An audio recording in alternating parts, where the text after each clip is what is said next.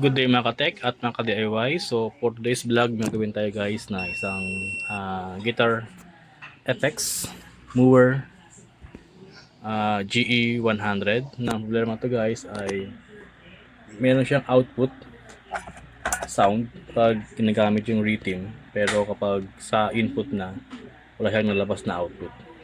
So yan guys ang problema ng guitar FX na ito. So, tingnan kung ano ang problema. Pero bago yan, ating munang i-test kung okay yung ating mga cable. So, meron tayong cable dito. Ayan. So, nakabit sa ating guitar amp. Okay siya. So, siyang ilagay sa output.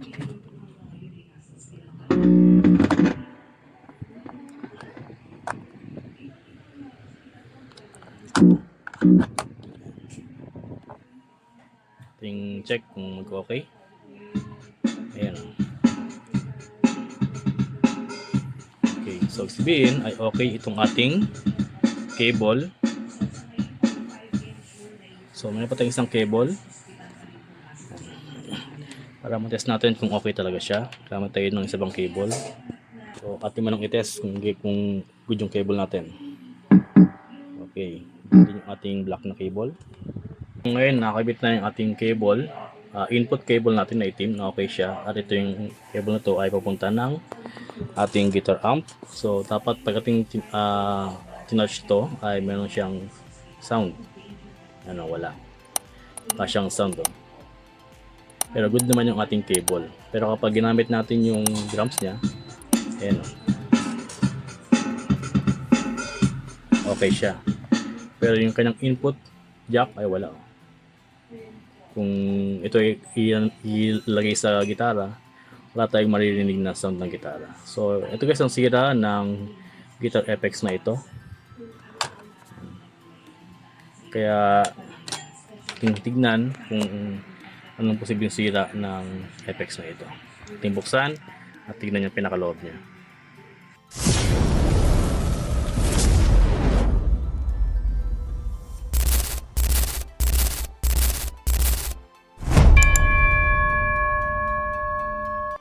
So ito guys, ating natanggal yung kanyang mga screw. At ito ang kanyang loob. Ay ito guys, mukhang ito ay nagawa na rin. Ayan. Mukhang may nag-try na i-repair ang amp na ito, ang FX na ito. Ito yung kanyang input. Ayan. So meron na siyang may nag-try siguro na mag-repair. Pero yun nga ay mukhang hindi pa rin nagawa kasi nga wala pa tayong sounds na nakuha.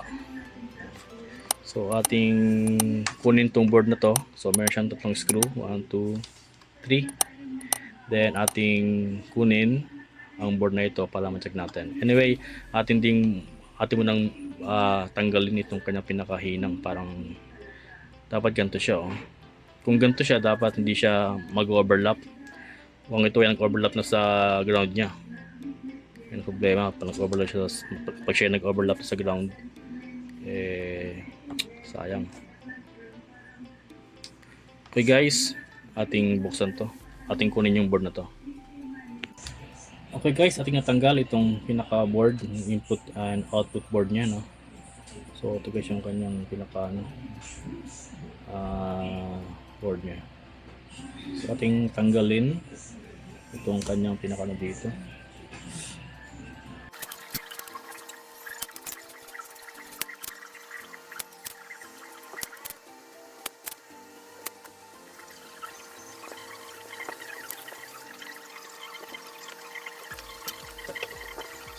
So yun guys, oh, yung makikita talaga meron siyang string linya. Hindi siya yung pwedeng mag-short sa pinaka-ground niya. Ito kasi ay ground eh. Kaya ito, yung kung ating nakita yung kanyang pinakahinang, so talagang parang umano siya sa ground. Possible na dingit siya sa ground. Ito yung kanyang input jack. Mukhang hindi na rin maganda. ito na ano na yung kanyang ano, nalusaw na yung kanyang ano dito, plastic. So ating linisin guys itong ating ano, itong ating board dito para mawala yung mga sobrang ano.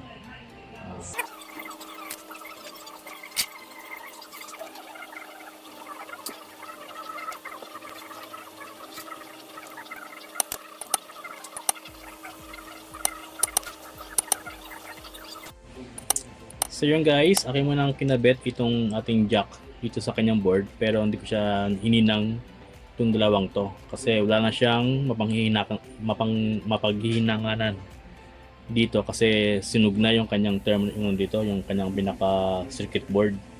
So ang akin lang gagawin ay itong pin na to ay dito siya na akin siyang i-jump dito. Paggawa tayo ng jumper wire mula dito papunta dito, tapos ito namang isang ito, jumper na to ay papunta naman dito. Yan, sa maliit na yan. So kung makita nyo, ayan.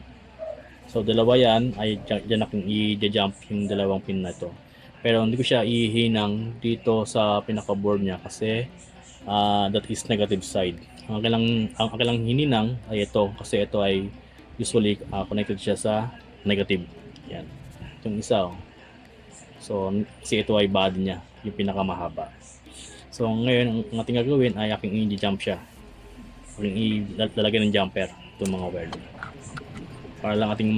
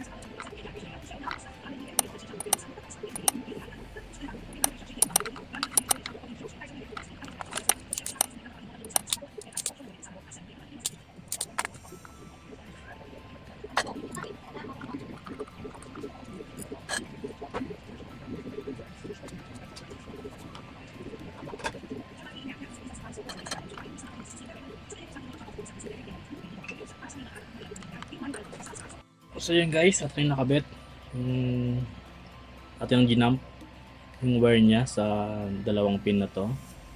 And dito ko siya inilagay kasi medyo alanganin dito, medyo maliit. Kaya dito ko siya pinadaan. Ating i-check kung mayroong grounded sa ground. Ayun naman yan eh. Okay.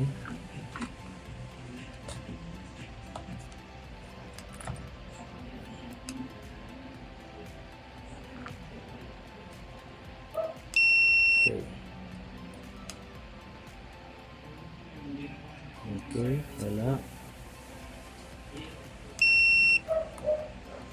Okay, wala. And ito dapat ay shorted. Okay, good. So ating i-test kung mag-okay na siya.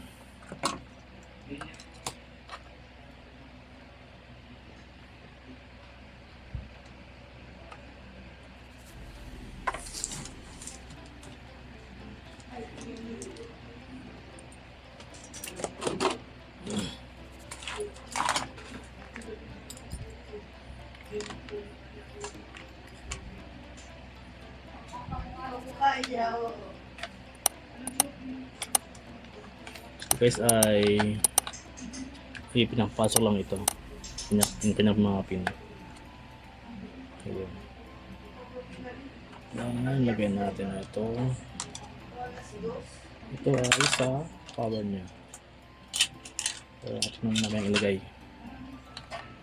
Ito mo nang i-check kung mag-okay na ito ang ating ginawa.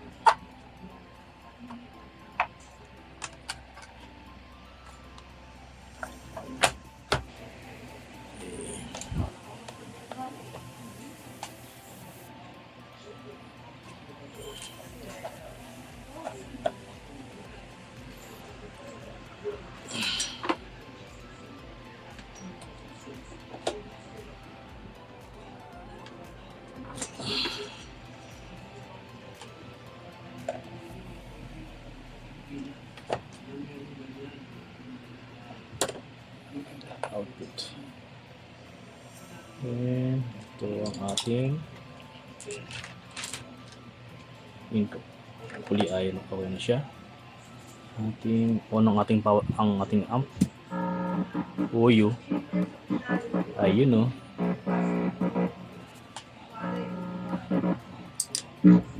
Ay.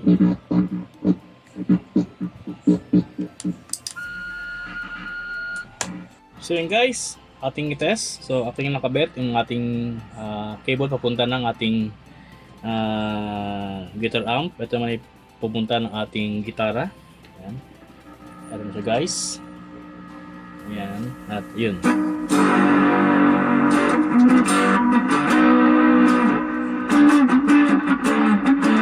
Ayan guys, oh. Okay na oh. Wow.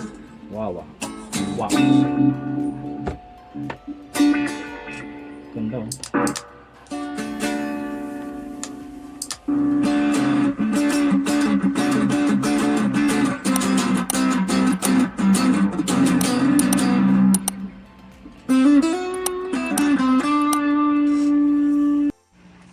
So yan guys, okay na yung ating ginawa. So guys. So kanina ay wala siyang hindi nagagamit yung kanyang pinaka-input jack kasi nga yung ating nakita ay mukhang i-repair siya pero hindi nag-okay. Pero ngayon, yung ating siyang ginawa at inayos natin yung kanyang pinaka-wiring ay yung yung wiring niya at yung kanyang hinang ay umokay na yung ating gitara. So guys, gamit tayo ng ating gitara para ating matest talaga na okay na itong ating gitara.